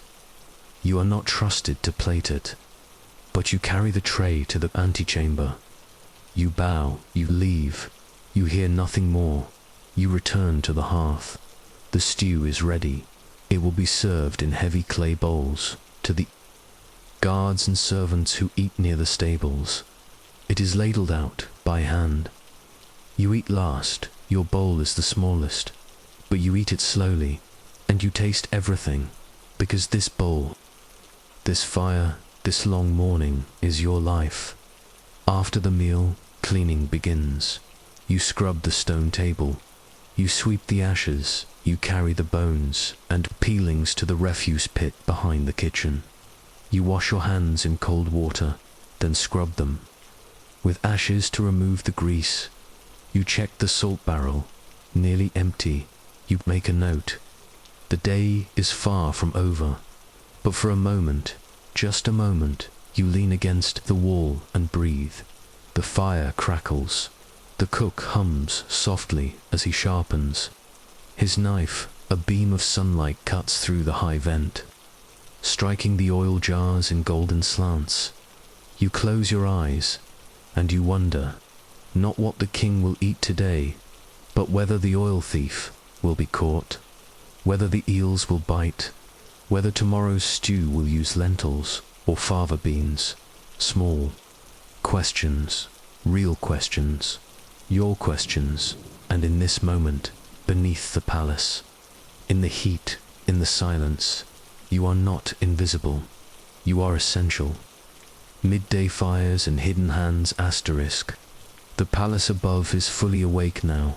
You can hear it in the rhythms beneath your feet, not the sound of footsteps, but the changing tempo of demand, the speed with which trays are returned, the flurry of requests, sent through the narrow passageways, the hiss of whispered orders through servant mouths. The royal kitchens, hidden behind 3 doors and a stone stairwell, are alive with it, and you, nameless, invisible, invaluable, are at its center. You have not rested. There is no midday reprieve here, not truly, not when the feast looms, not when the king's astrologer has demanded sweet wind-dipped dates, warmed by hand, not when the meat must be the pastry dough must be rekneaded, the fish scaled again because the steward insists the last tray smelled of river, not sea. You are not angry. You are too tired for anger. You are movement. You are muscle and breath and memory. You are the hand beneath the plate. And there is no time to pause. You begin again with the dough, flour sifted through a linen cloth, eggs cracked, one by one into a shallow clay bowl. You check for blood specks. The cook will not forgive blood. You stir in honey. Not too much, it must bind, not dissolve. A pinch of salt from a new jar, the large one with the chipped rim. You mix with your hands, fingers folding the paste into itself until it forms a mound that resists and yields in equal measure. You roll it flat with a carved dowel, the end worn from years of pressure. You fold, roll again, cover it with a damp cloth, let it rest. You move on in the side pantry. You are asked to inspect the fish. They arrived earlier from the port, a wooden crate packed with river ice and straw, kept from melting by linen soaked in salt water. You lift the cloth. Smell first, a breath of the sea. Good. You lift the fish, mullet, small bream, one fat grey eel. You touch their eyes, still clear. Their gills, still bright that they pass. You scale. The bream first, using a bone scraper, working from tail to head. The scales fly like silver leaves. You catch them in a cloth. The eel is more difficult. You must strike its head sharply before cutting. Its blood is bright. You whisper an apology, back at the hearth. The cook asks you to tend the broth. The large bronze pot bubbles with something, rich and dark, bones, onions, barley, black pepper.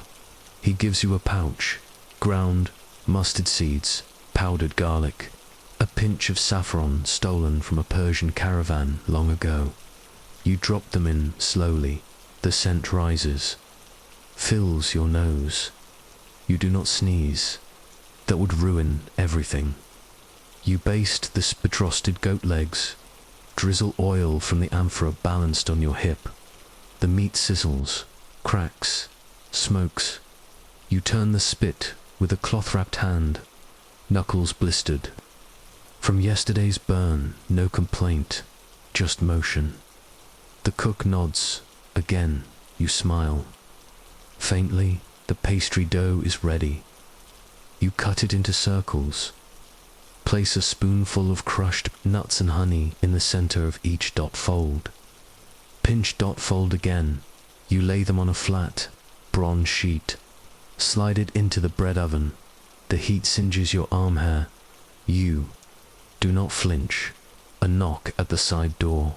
The wine steward enters, tall, pale, sour, dash-eyed.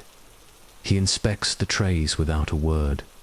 He lifts a fig from the corner of one dish, eats it, leaves you say nothing, but inside you clench. That was the best fig. You were saving it for the priestess. Next comes plating. The silver trays have been polished to mirror shine. You arrange the food carefully, not for flavor, but for symmetry. Each fig must face the same way. Each cut of goat must angle outward. Each sprig of rosemary placed precisely. The royal eye notices asymmetry. It offends them, and offending the eye offends the appetite. An offending appetite offends power. A tray is sent up. You watch it vanish through the servant's hatch.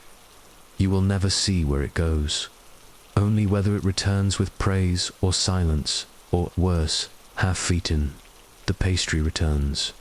Not a crumb remains. You are handed a coin, bronze, not gold, but more than you expected. You hide it in the cloth sewn into your belt. The other servants saw. They will not speak, but they saw.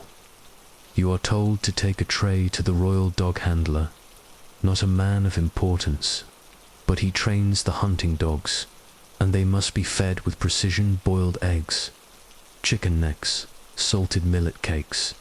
You balance the tray, walk. The corridor lined with torches. The dogs bark when they smell the food. The handler grunts. Thanks. You bow. You leave. Another task complete. On your way back, you pause in the herb alcove. You pluck a single leaf of basil dot. Crush it between your fingers. Inhale dot for a moment. Everything else disappears. The sun is low now. The shadows stretch longer across the kitchen floor. The fire still burns, now reduced. 2 glowing coals. You sweep the ash, stack the clean plates, scrape the bones into the refuse jar, wipe the boards with vinegar, hang the towels on the hooks. The master cook removes his apron. He nods once. You did well. 3 words. You will remember them for days. You eat your supper in the corner. Lentils, bread, crust, the broken fig you rescued from the reject pile. It is sweet. It is enough. You stretch your legs. Your fingers are black with soot. Your face slick with grease. But your belly is full. Your heart steady. You lie down near the hearth. The stones warm. You watch the embers dim. And in the flicker of firelight you think, not of royalty, not of glory, but of figs, of clean knives, of pastry folded, just so, of being seen, even once. When the banquet ends, the banquet is over. You did not attend it, of course. No servant does. You were not allowed near the grand hall, not even to pass along its edge. But you knew when it began, from the flurry of footsteps, the hissing of last-minute changes, the clatter of metal lids, and you certainly knew when it ended. Because now the trays are returning, not empty but wrecked.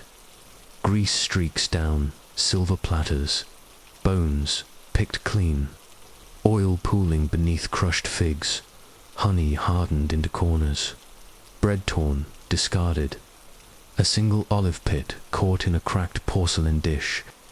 You stare at the aftermath. You do not flinch. This is not chaos. This is the end of a ritual. You will clean it. You always do. The fire in the hearth is still warm, but fading.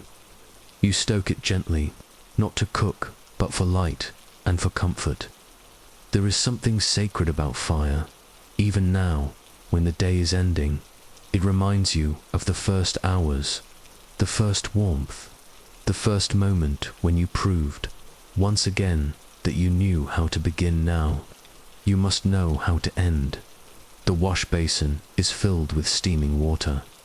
You carry pails back and forth from the hearth to the basin, careful not to spill. The scullion boy, even younger than you, scrubs the first tray with a handful of gritty ash and a worn cloth. He's slow, his hands are raw, but he doesn't complain. You hand him another cloth. He nods. You scrape the grease into a refuse jar. Not to be wasted, it will be reused for lamp oil, or ointment, or something else you'll never hear about. You wipe each tray slowly, with reverence, almost, because these trays bore the weight of something sacred, the royal appetite. The leftover bread is gathered. Some will go to the dogs, some to the temple, some perhaps, if the steward isn't watching, to the hungry boys near the southern wall. You will take it, carefully you. Know the cracks in the kitchen wall where a hand can pass through. You know which eyes can be trusted as the kitchen quiets. The cook sits for the first time all day. He pours himself a cup of warm wine, diluted but fragrant with cinnamon and orange peel. He drinks in silence, then he nods toward you. Take a sip. You hesitate. He gestures again. You lift the cup. Taste. It is sharp, strange, gentle. You hand it back. He grunts, returns to silence, but something inside you warms. One of the stewards enters, flustered, pale. The queen was displeased. He says, "The eel was cold." You know that's not true. You remember the tray, the speed, the heat, but you say nothing. The cook says nothing. The steward leaves. The cook sighs after he's gone. The cook mutters something. You don't catch it. He repeats it. Cold eel is not the worst thing served at court. You smile, but only slightly. You begin inventory again, because tomorrow the pantry will need to be full. The flour must be counted, the figs weighed, the oil jars sealed. You check the sacks, barley, beans, lentils. The spice chest is opened. You inhale the scent of cinnamon, cumin, dried mint, garlic, saffron. You brush your fingers along the sealed jars. Each one is marked with a sign you've memorized. You can't read, but your hands know what each symbol means. You reseal the lids with wax. Place the lock. The dog handler returns, empty tray in hand. You accept it. You do not speak, but you wonder what it's like to train animals instead of ovens, to feed hunger without preparing a feast, to walk beneath the sun, not next to flame. Still, you would not trade, because the kitchen, for all its noise and heat, is yours. You understand it, and it understands you. The pastry cook, a quiet woman with scarred hands, approaches. She places a wrapped bundle on the table. You open it. A honey cake, small, dense, warm. She says nothing. She never does. But she walks away with a faint smile. You break the cake in half. You give one piece to the scullion boy. He stares at it like it's gold. He eats it in 3 bites. You eat yours slowly, letting the sweetness coat your tongue, letting the day dissolve. The final embers are turning white. You do not add more wood. You let the fire die on its own, like a good day does, not with a shout, but with a sigh. You clean the floor one last time, sweep the corners, wipe the boards, hang the cloths, stack the plates, check the hinges, close the herb, shutter, straighten the bench, tuck the broom, press the latch. You know the order. You've memorized it like a song. Then you return to your mat. The stones are still warm. The scent of vinegar and thyme lingers in the air. You lie down slowly, every bone tired, every muscle humming, but your chest still, because you did it. You fed the king, you pleased the cook, you saved the bread, You ate the cake. Outside, the moon rises. The palace quiets. And below it all, in the dark warmth of the kitchen, one servant sleeps, not dreaming of crowns, but of clean plates, and feel tea, and the rhythm of hands that know what to do even in the dark. Let's now wander into a different time, a different place. Story 5. The Royal Clock. How kings measured time before timepieces, when shadows told the hour asterisk. Good evening once more. My friend, you're back in a world made of breath and stillness, where every moment can stretch like honey, slow and warm. Let your shoulders rest. Let your gaze soften. Let your ears grow quiet. And tonight, we will not chase time. We will follow it before clocks, before ticking, before the rush, before alarm bells and wristwatches. Back then, time wasn't something you carried, it was something you watched. It was in the shadow of a pillar, the drip of a clepsydra, the cry of a bird. You're about to become someone you've never been, a timekeeper, not of machines, but of sun and stone and silence. Let's begin. You awaken in the chill just before sunrise, not because you have to, because you must dot your eyes open in a narrow chamber tucked into the high reaches of a palace terrace. The walls are smooth plaster, tinted pale yellow. One window, one stool, a mat on the ground, barely wide enough for sleep. The room smells faintly of dust and olive oil. A draught whispers under the door, tugging gently at the hem of your woolen robe. Today, like every day, your first task is to see whether the world is still turning. You rise silently, without light, because light must be observed, not created. You step into the morning air, and there it is, the sky, blushing purple, the edge of the sun not yet visible, but sensed like breath on your neck. You stand in the sundial garden, a space few ever enter. There is no grandness here, only function. A flat courtyard of white plastered stone in the center. A column waist high, carved with markings and lines, each one measured, not by hours, but by shadow. This is your kingdom, a kingdom of moments. You kneel beside the column. Your tools are few. A straight reed with one blackened end, a wax tablet smooth from use, a bronze stylus, a piece of charcoal wrapped in linen. You place the reed upright on the dial's flat center. It casts a long, thin shadow. You watch, you wait. It shifts only slightly, but enough. You mark its edge that you know is dawn. You note the moment on the wax tablet. First light, shadow at line. Delta, delta. You do not write the time. There is no number, only change. Time here is not counted. It is traced from your perch above the palace. You watch the city stir. Bakers open shutters. Women lift amphorae from courtyards. A cart creaks across cobbled streets. Birds gather on rooflines. The king still sleeps, but you are already listening to the hours. Mid-dash morning, the shadow has shortened. Its edge touches a second carved line. You record it, then rise.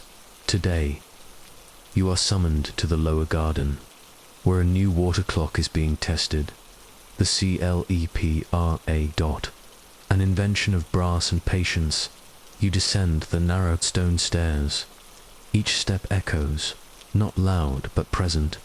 Everything in your life echoes, because your work leaves no statues. No poetry, only silence, only marks in wax. But still, the steps remember you, and that is enough. In the lower garden, two servants stand beside a large basin. A funnel-shaped vessel sits above it, water dripping slowly through a fine reed drip. Drip, drip, the vessel is marked with scratches, not numbers. Symbols. Your job is to test it. You sit beside it. Hold your stylus. Begin counting. Heartbeats dot each drop, each pulse, until the vessel empties. It takes 37 minutes. You write this in your log, but not as 37. You write, from first line to last, 27 passages of slow breath, each drop steady, sky unchanged, light angle mild. That is how your time works, not in digits, but in texture. Back at the sundial, the shadow now curls shorter. It moves faster at midday, like a breath quickening. You note it. Midday shadow, line theta, theta, edges blur. Stone warm, you touch the dial, warm, indeed. You place your palm flat on the stone. It holds the memory of the sun, just as your wax holds the memory of the morning in the afternoon. A boy from the court comes running.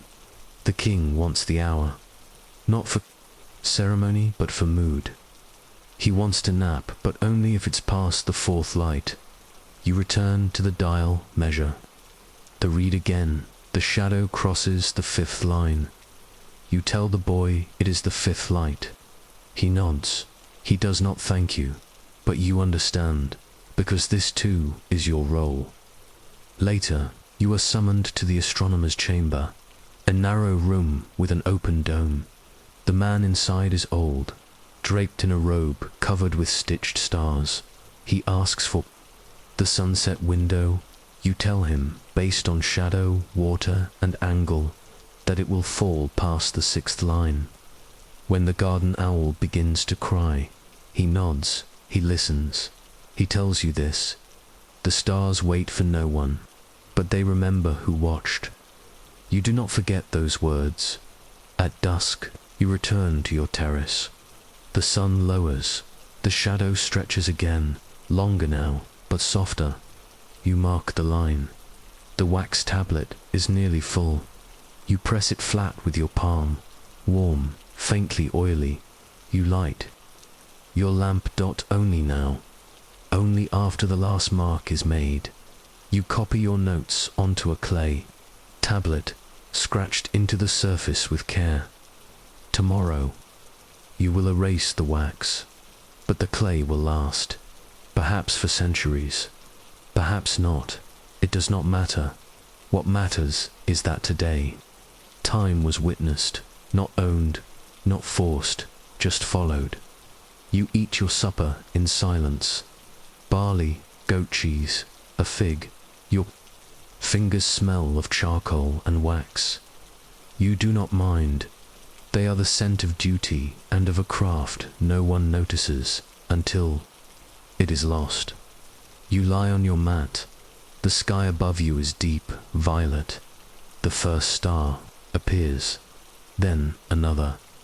You close your eyes, and in the quiet hum of the palace below, you know that today you did something rare. You listened to time without asking it to hurry. Beneath the sky that measures all asterisk, you awaken in the half-light again. No rooster crowed, no hand shook your shoulder, no bell rang out, and yet you woke, not late, not early, but exactly when the stars began to disappear from the sky, one by one, like oil lamps being pinched out by a careful God. You sit up slowly. The world outside your chamber is the same as it was yesterday, but you are never the same, because time, to you, is not a line. It is a river, a wind, a breath, and though it returns in rhythms, each day has its own shape. Today, you feel the pull of wind in your bones, a change coming, and that too must be noted. You step outside into the cool blue breath of dawn. The sundial stone is waiting. The central pillar, the gnomon rises like a still finger, ready to speak. You clean the surface with a damp cloth, as you do each morning. Not because dirt affects shadow, but because respect affects attention. You place your reed in the hole. It stands straight. Its shadow stretches long, longer than yesterday. Slightly you mark its edge. First line, eastward tilt, one thumb beyond usual. Breeze from north, moon still faint above. This is how you speak time with poetry, because time is not a number, it's a mood. Today is special. The king is holding audience, with foreign envoys, men from the east, bringing gifts of lapis lazuli, strange spices, and glass beads the size of olives. You will not see these things, but you will prepare for them, because no greeting is given in this kingdom until the timekeeper says, "Now is the correct light." You return to your wax tablet. You note the current angle, then descend to the clepsydra. The water clock is ready.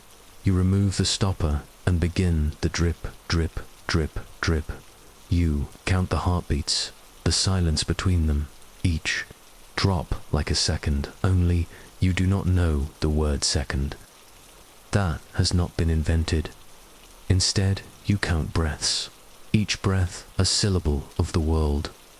The water clock is slower than usual. You lean close.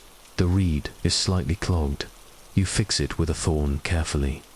Then restart the flow. You count again. This time, the rhythm is true. You mark the duration. One light shift of breath. Vessel from top to third notch. 5 breaths longer than last moon. Later, when the palace asks why the king's chamber was too warm at the 5th light, someone will find your note. They'll see the wind change the flow. They'll nod. You will never be blamed, because you recorded truth. Mid-morning, the sun climbs, and the shadow shrinks. You watch it, not just its length, but its clarity. Today, it is sharp edges, crisp, no haze. That tells you the air is dry. You make a note, shadow at line, delta delta, edges like blade, dry air. This will matter later, when the bronze pipes in the garden fountain contract and change the flow of water. You are not a plumber, but you know the signs, because time tells more than just time. The palace below is busy. Gorriers run doors, slam softly. Curtains are tied back. The gardener sweeps petals into piles, so perfect they look unnatural. You do not take part, but you watch. Because being a timekeeper means seeing the world without touching it. You are the still point. The shadow crosses the midday line. You note it carefully, then signal to the waiting boy. He will run to the royal chamber. He will say, "The 6th mark has passed," and the audience will begin. The king will rise. The musicians will begin their welcome song. All because you moved a reed, drew a line, counted a breath. You take your meal late. 1 barley cake, 2 olives, some goat's milk.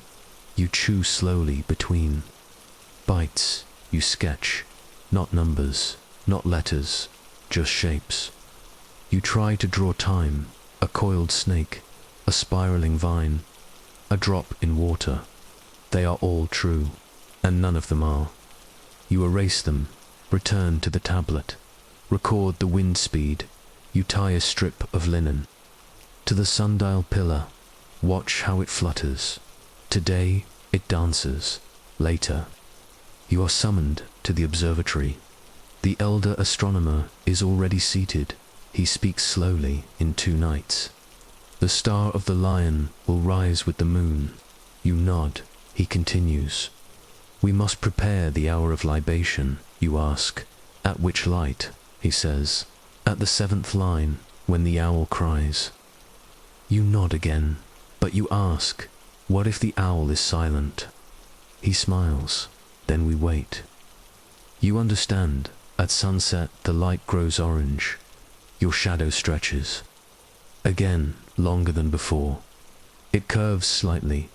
Today's curve is softer. You do not know why, but you mark it, because time is not for knowing, it is for remembering. A servant brings news. A soldier in the north gate wants to know the hour of his patrol. You reply, after the 6th, before the 7th, when the breeze touches the flag. He nods, he understands, because everyone in the palace, even the soldiers, knows the signs. They read them in your eyes that night. You copy your notes onto clay. The stylus digs deeper than usual. Your hand hurts. You stop. Flex your fingers. Breathe. Then press on, because this is how time survives. Not in bells, but in grooves, in clay, in patient hands. You light your lamp. The flame is steady. You lie down. Your bones ache. But your mind is full. You saw every shadow. Today marked every line. Listened to every drop. And you missed nothing. You close your eyes. Time passes. Not with ticking, but with breath. And when you sleep, the shadow keeps moving, as it always has, as it always will. The hour the stars forgot, asterisk, you awaken before the stars vanish. The room is colder than usual. A dampness lingers in the air. Not a heavy wetness like rain, but the light kind. The kind that clings to your robe and seeps through your sandals. The kind that muffles footsteps, blunts edges, and softens shadows. That is how you know this will be a different kind of day. A day when the sun hides, and the clock forgets its lines. You step out into the dark terrace. The sky is a misty violet. No stars, no moon, only fog. A pale veil over the city. The sundial is slick with dew. The gnomon leans slightly, a trick of the eye, a trick of water. You kneel, wipe the dial clean with the edge of your robe. Place the reed. There is no shadow. You wait. Nothing. You write. No first mark. Sky veiled. Silence hangs. You remain still for longer than usual, just breathing, just listening. It is a rare thing for the day to begin with uncertainty. The palace below is slower to stir, as if it too feels the fog, as if time, unsure of itself, has chosen to move more carefully today. Eventually, a thin shadow appears, not sharp, not clear, a smear, a suggestion. You mark its vague edge, but you note the hesitation. First light unsure, no clear angle, earth unwilling. You do not lie. The king will not see these notes. But the wind might, and the wind values honesty. You descend to the water clock. It drips as always, drip, drip, faithful. But today, you notice the sound echoes more deeply in the chamber. A wetness in the air thickens the acoustics. Each drop sounds like two. You correct your breath count. Note the error. Time, even in its precision, must be interpreted. The cook passes by your chamber with a tray of garlic and barley paste. He glances at you. You're late, he says. You shake your head. I am not. He scowls, but he walks on, because your word holds weight. And today, time was late, not you. By midday, the fog has begun to lift. The shadow returns. Faint, thin, but traceable. You mark the line. The 6th has passed. The boy is sent to the throne room. He returns, smiling. The king asked no questions. He just nodded. He, too, felt the blur today. You were summoned later to the library, not the public one, but the sacred chamber where scrolls on time are kept, where old notes, older than your memory, are preserved. You are told to update the log. You write, third day of wind in the north. Fog at first light. No owl call last night. Stars silent. Clepsydra slower in its voice.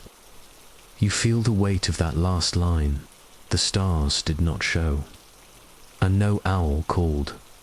It feels wrong, but time does not comfort. It simply moves. You return to your terrace. Sit, think. Today, the marks are all smudged. The sun arrived late. The clock water sang oddly. The birds skipped their songs. Even your hands tremble. Why? The astronomer would say, there are patterns we do not yet know. The priestess would say, the gods are turning their heads, but you say nothing, you watch, you write. That evening, a visitor comes, a stranger, not palace-born. His robes are foreign, the hem embroidered with symbols you cannot read. He carries a bag of instruments, metal spheres, curved rods, a long strip of polished bronze. He asks to see your marks. You show him the wax tablets. He smiles. He says your work is gentle and accurate. You do not smile back. But you feel warm, he asks. What do you think time is? You say, movement, he says. In silence, you nod. He leaves. That night, the sky clears. For the first time in days, you climb to the observatory roof. The elder astronomer is already there. He is lying on his back, staring up. You lie beside him. Together, you watch the constellations drift. Orion, the bull, the twin stars, each one in its place, each one older than your notes. He speaks, there is no true now. You frown. What do you mean? By the time you see a star. He says, it has already moved. You blink. He continues, even your shadow is old by the time you measure it. You say nothing, but inside you feel something shift. Time is not only measured, it is waited for. And sometimes it must be let go. You descend the stairs slowly. You sit by your lamp. The wax tablet is blank. You could record the stars, the clarity, the return of certainty. But you don't. You simply press the stylus down once, hard. A single mark, deep, no words, just presence. You eat bread with honey, drink cool water, close your eyes. The floor is warm beneath your blanket. You lie still. You do not count your breaths.